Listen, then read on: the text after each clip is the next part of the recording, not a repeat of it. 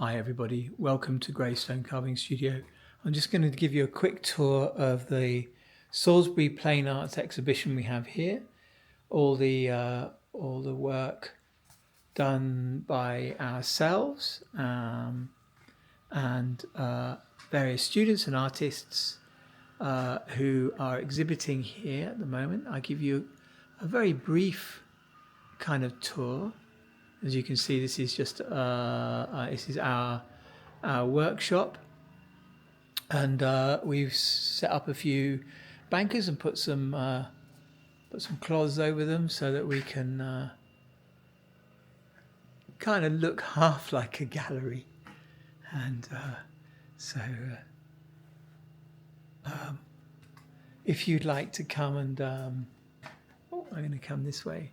If you'd like to come and have a look, you'd be more than welcome. This is Tams and Gray's lettering, and various other bits and pieces. And we've also got some pictures and examples of Richard Kent and